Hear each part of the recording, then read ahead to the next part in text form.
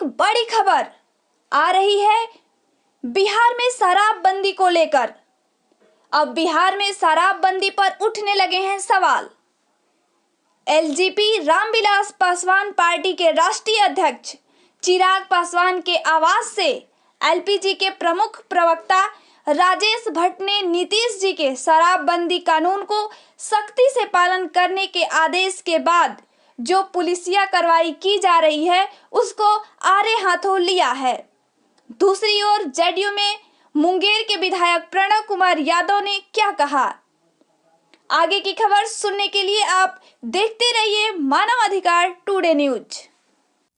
अभी मानवाधिकार टुडे की टीम पहुंची है लोक जनशक्ति पार्टी के राष्ट्रीय अध्यक्ष चिराग पासवान जी के आवास पे, और यहाँ हम मिलेंगे लोक जनशक्ति पार्टी के प्रदेश प्रवक्ता राजेश भट्ट जी से, और इनसे बात करेंगे कि आज जो बिहार की स्थिति है, नीतीश कुमार ने कई समीक्षा बैठक की है शराबबंदी को लेकर, शराब के मामले को लेकर, जहरीली शराब को लेकर।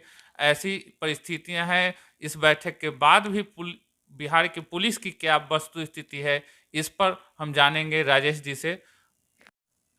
राजेश जी, आप जानकारी देंगे। देखिए, अभी आप हाल के दिनों में देखे होंगे मुख्यमंत्री जी शराबबंदी की समीक्षा को लेकर एक 7 घंटे की राजनीतिक नौटंकी तमाम बिहार वासियों को की आंख में धूल झोंकने का काम किए, और ये जताने का काम किए कि शराबबंदी को लेकर वे काफी संजीदा हैं।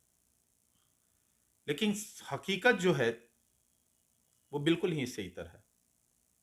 अब देखे होंगे कि समीक्षा के बाद कई जिलों में शराब की बड़ी बड़ी खेपें पकड़ी गई। दूसरी बात कहना चाहूंगा कि पुलिसिया कार्रवाई के नाम पर जुल्म इस तरह से उत्कर्ष पे आया है कि किसी भी संभ्रांत व्यक्ति कि यहां जब शादी हो रही है तो पुलिस उसके दुल्हन के कमरे तक पहुंचती है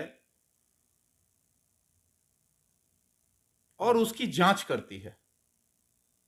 मैं समझता हूं कि किसी संभ्रांत व्यक्ति के यहां शादी विवाह के मौके पर जो एक नजारा होता है, लोगों में एक अनुभूति होती है, उसके बीच पुलिसिया कार्रवाई और पुलिस का इंटरवेंशन जो हो रहा है, मैं समझता हूं कि एक सम्मान के विरुद्ध कार्य है।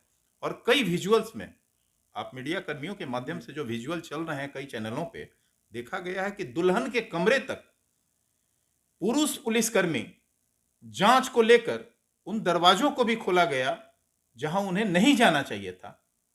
किसी संभ्रांत के परिवार के बीच पुलिसिया कार्रवाई, वो भी उसके शुभ दिवस पे। मैं समझता हूं कि पुलिस जाति की इससे बड़ी वानगी और कहीं नहीं मिलेगी। आज तक युवा बेरोजगारी के आलम में पलायन को मजबूर थे। आज जितनी भी यहाँ पे अच्छे समाज के लोग हैं वो बाहर शादी करने को मजबूर हो रहे हैं। अब तो मैं समझता हूं कि गरीब से गरीब जनता को भी शादी विवाह को लेकर यह चिंता बनी हुई है कि बिहार में वो शादी बेटियों की कैसे करेंगे। नीतीश जी बार बार पुलिस को चेतावनी दे रहे हैं, पुलिस को बार बार वार्निंग दे रहे हैं, मीटिंग कर रहे हैं, समीक्षा कर रहे हैं, फिर भी ये चीजें कार्रवाई पूर्ण नहीं दिखती है। देखिए, जब शराबबंदी की धज्जी उनके सरकार में, सत्तारूढ़ दल में और उनके नेताओं के द्वारा, मतलब ये कह लें कि सत्ता संरक्षित जब शराब का व्यवसाय फल फूल रहा है और पुलिस उसमें संलिप्त है बुरी तरह से, पुलिस के आला अधिकारी मैं कह लूं तो इसमें कहीं कोई अतिशयोक्ति नहीं है, मैक्सिमम आला अधिकारियों के संरक्षण में और राजनीतिक संरक्षण में बिहार में ये फल फूल रहा है। यही कारण है कि शराबबंदी पे नकेल कभी भी कसी नहीं जा रही है। और नीतीश कुमार जी कहते हैं कि चौकीदारों को और थाना अध्यक्षों को निलंबित करने देंगे, तो कौन निलंबित होना चाहेगा? शराबबंदी पे नकेल कौन लगाएगा? जिसके क्षेत्र में शराब पकड़ी जाएगी उन्हें अगर निलंबित कर देंगे तो मैं समझता हूं कि कोई पुलिसकर्मी शराब पकड़ेगा ही नहीं।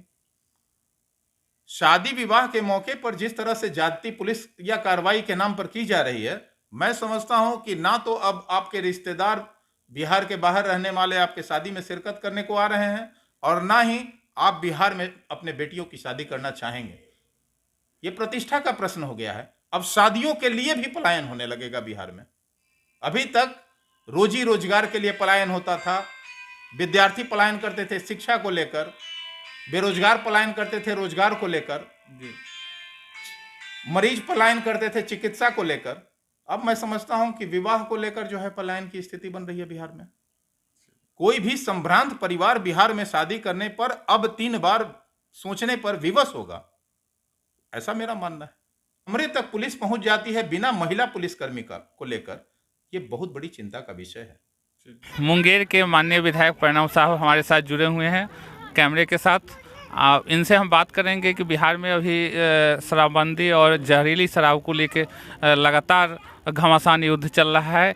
इनसे बात करके जानकारी लेंगे कि इनका क्या कहना है सरकार के इस जो चल रहा है, सरकार की जो गतिविधियां चल रही है, या इस पे जो अभी बहुत सारी मीटिंग हुआ है उस पे ये क्या कहेंगे। देखिए, शराब से सभी वर्गों को, सभी जनों को हानि है।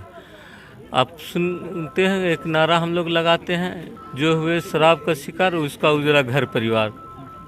शराब के कारण बहुत से गरीब लोग, खास करके महिला, प्रताड़ित थे। कई बच्चों का दवा शिक्षा से महरूम थे, जिनके कमाने वाले परिवार के लोग शराब के नशा के आदी हो गए थे।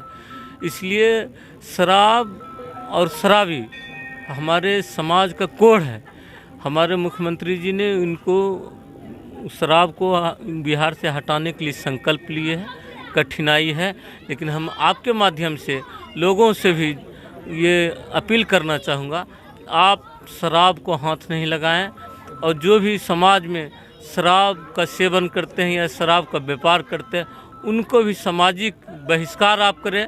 ये तय करें कि जो शराब के धंधे में लिप्त हैं, हम उनके यहाँ खाने के लिए नहीं जाएंगे, उनके कोई कार्यक्रम में नहीं जाएंगे, यानी उनके सामाजिक बहिष्कार करें। और हमारे मुख्यमंत्री जी का जो सोच है, एक सामाजिक सोच है, इस सामाजिक बुराई को दूर करने के लिए संकल्पित है।